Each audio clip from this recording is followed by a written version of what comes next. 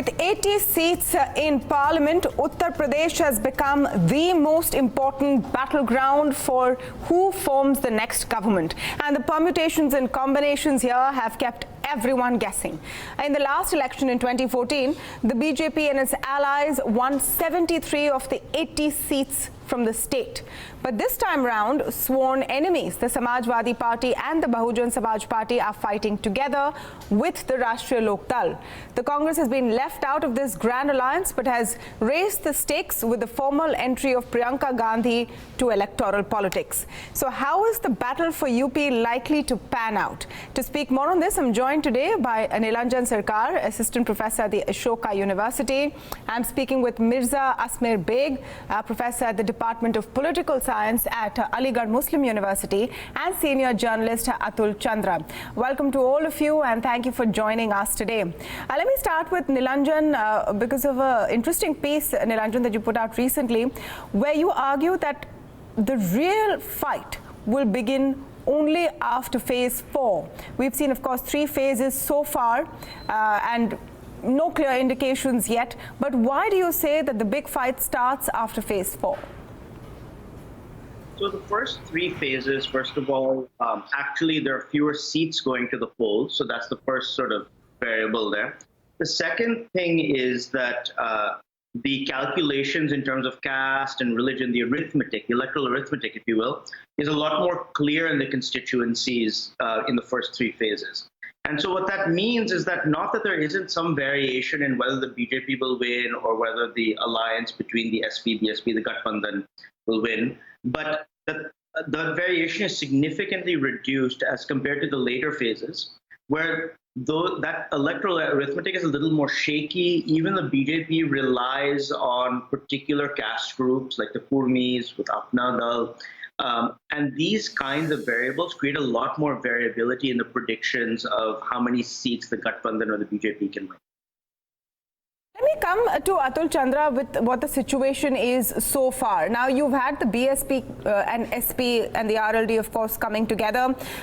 There were a number of doubts when that announcement was made about would the blocks of voters that prefer to vote for these parties actually accept this Mahagathbandhan? Would there be transferability of votes? Do you think the campaigning, a few days ago, where BSP chief Mayawati actually campaigned on the same stage with Mulayam Singh, has sort of changed that? Yes, a lot more backwards are willing to vote for Dalit candidates or for the common candidate, let's say. Even in the first 3 phases, which was essentially Eastern UP, what I heard was that Gurjars were voting alongside Jats for the Gathbandhan candidate. And that is why the Gathbandhan is quite upbeat about the first 3 phases at least. And if that is the trend, then the caste factor, which is going to come into, which is going to be more complex in the last 3-4 phases, is going to be very important. And there, the BJP may find itself, outsmarted by this Gathbandhan. Professor Beg, do you agree with that analysis? Because if you've seen the BJP's performance, at least in the last 2 elections, say, parliamentary election 2014 and then the assembly election, they have just swept. They've had a phenomenal sort of electoral victory in the state of Uttar Pradesh. And it's all been, a lot of it has been about, the Modi wave and the whole perception of Prime Minister Modi, which they've tried to push this time around as well. Why should that not work this time round too? This appears not to be working this time because basically what is more important in UP is the caste factor. And the caste factor is only triumphed by the factor of communalism. But this time, despite all efforts by all kinds of leaders of the BJP, that kind of communal polarization which they were expecting this time, which they were able to create in 2017 and 2014, they were not able to create this time. And that's the reason why they are finding themselves in a bit of a rather difficult situation as compared to the last two elections, and that is the reason why, as argued by Chandra Saab and the other panelists, it appears that the Gathbandhan would be doing much better than what was expected at the time of when this Gathbandhan was crystallized. Let me take that question to Atul. Chandra, actually, once more. Professor Baig spoke about polarization and, other issues such as that. What about the issues of national security after, the Balakot strikes? Are those resonating within the people? Because that is the BJP's key poll pitch. No, I don't suppose that those issues are being talked about. Politicians, of course, are raising a pitch on those issues. But as far as the electorate is concerned, UP is, famous for its caste politics, for its communal politics, and that is what is the driving force here even now. So what is significant about these elections is that not just the backward, but also the Muslims have joined hands with Dalits. And that is a very potent force for the BJP to handle.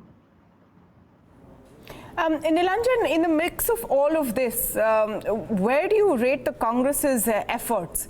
It was being predicted that the Congress could play spoil sport, splitting the anti-BJP vote between the Mahagathbandhan and itself, considering that they've, put Priyanka Gandhi Vadra in the fray, and she's been campaigning continuously, really, in Uttar Pradesh. Do you think that they're going to make a difference? So, you expect that on the margins, it will make a difference. It's something I think I've said before, is that voters tend to be quite strategic.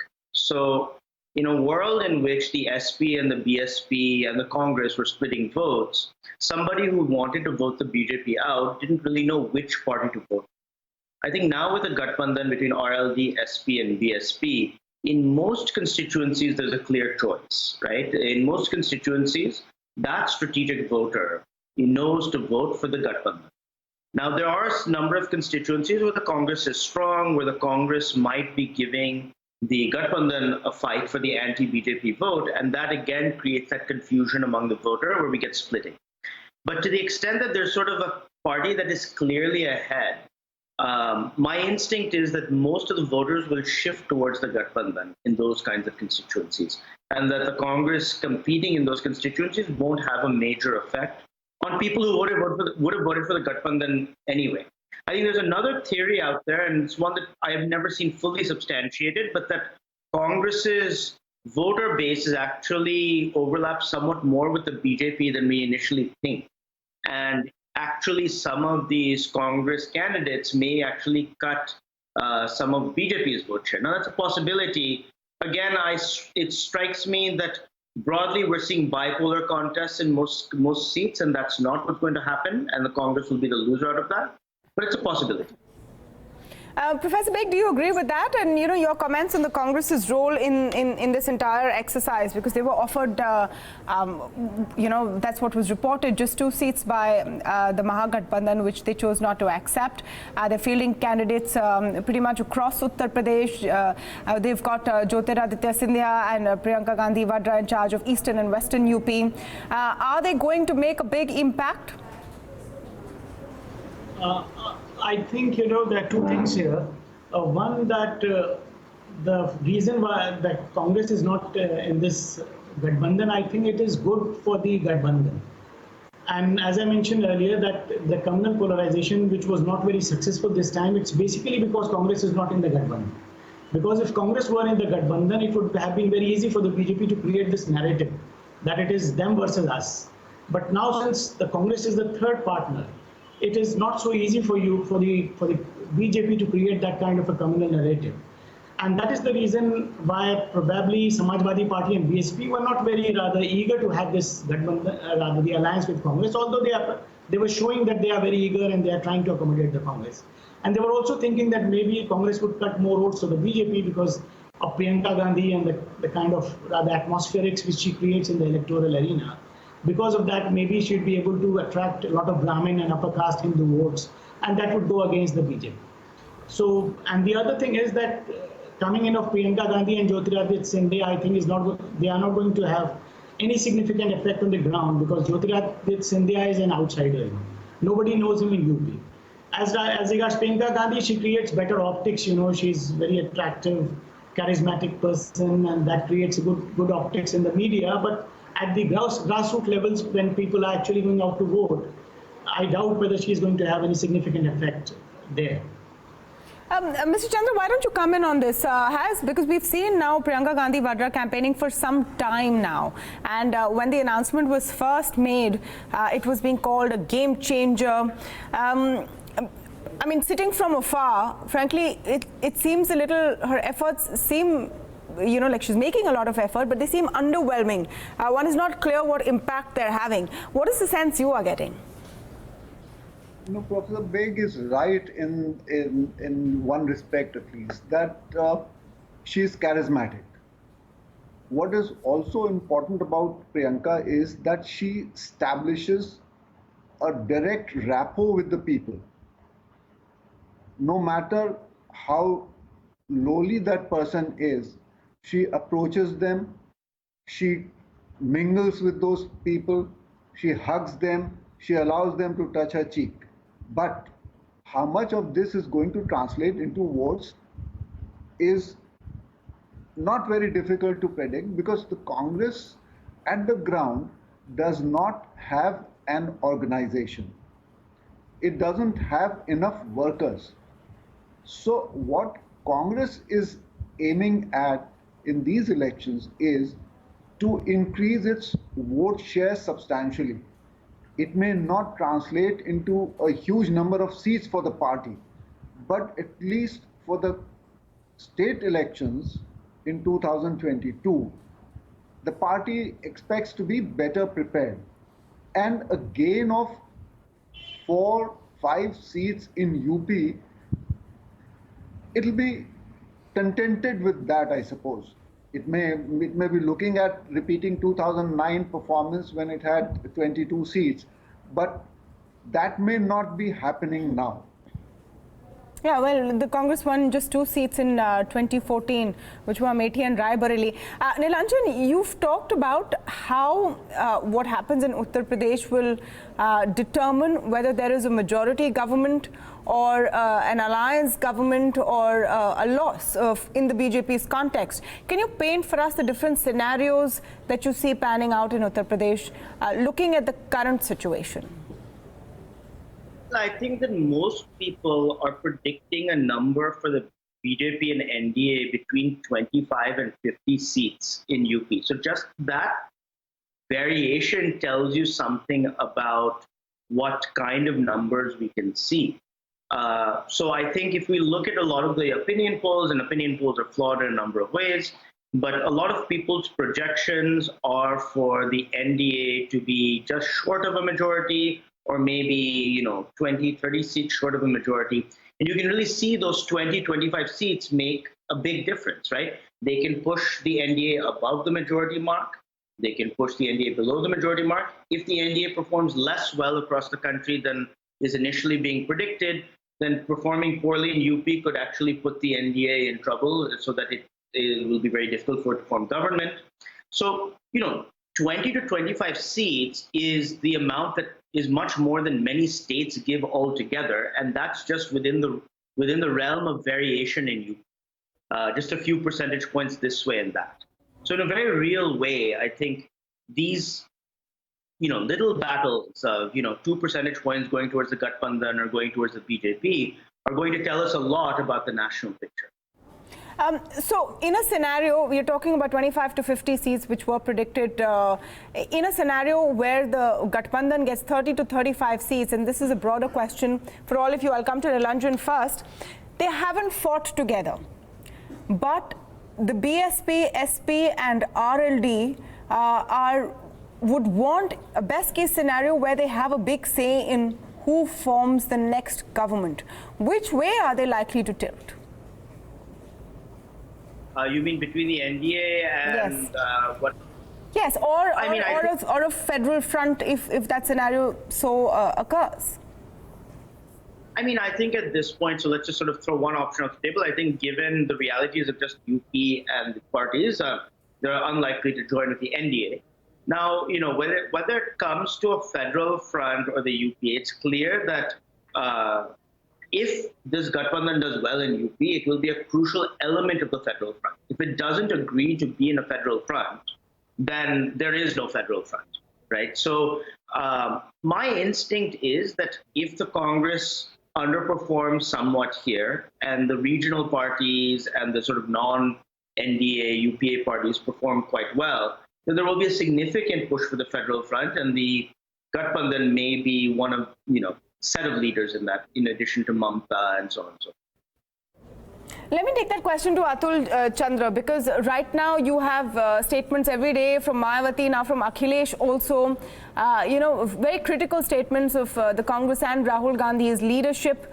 But if there is a situation where the NDA does not manage to cross the majority, would the Mahagathbandhan, possibly with a block of between 25 to 30 seats, be a big decision maker?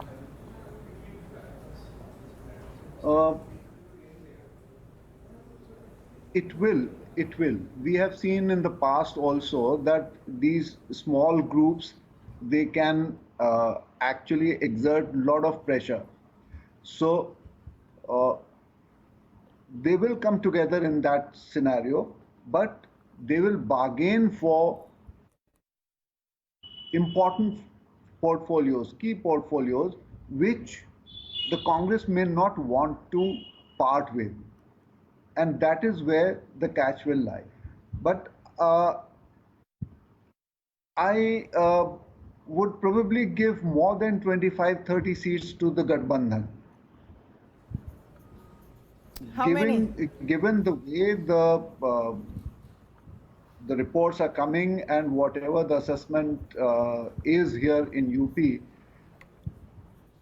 they should end up with 35-40 seats approximately. That is one assessment. It may be wrong, but going by the combinations of voters, going by the absence of a Modi wave, people are, you know, calculating in a manner that it actually is going to be a shock for the BJP. That is what the projections in Uttar Pradesh, in Lucknow are. Well, what would you say to that, Professor Beg? Do you want to stick your neck out and assign a number as you see it right now after the first three phases? And of course, the bulk of the fight in UP is still, the bulk of the voting in the UP still has to happen. I think that in the absence of a wave as it was there in 2014, and in the absence of the kind of communal polarization as the BJP would have wanted, I expect the Gathbandhan to fare much better than what was earlier anticipated, and they might go to around 35-40 seats. And once that happens, Gathbandhan in any kind of government formation, whichever kind of government comes up after the elections, is going to be a key player, you know, in that formation which comes up.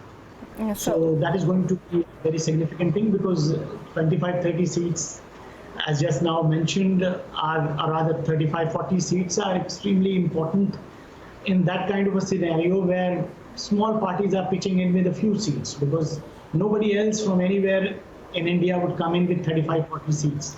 So they would be a very major constituent if they were to be a part of a government which is formed at the same time. Well, so 23rd May is going to see a nail-biting finish, and everyone's eyes will definitely be on UP. I want to thank all of our panelists for joining us today and helping us decode what are the key issues and factors to look out for in the battle for the 80 seats of Uttar Pradesh.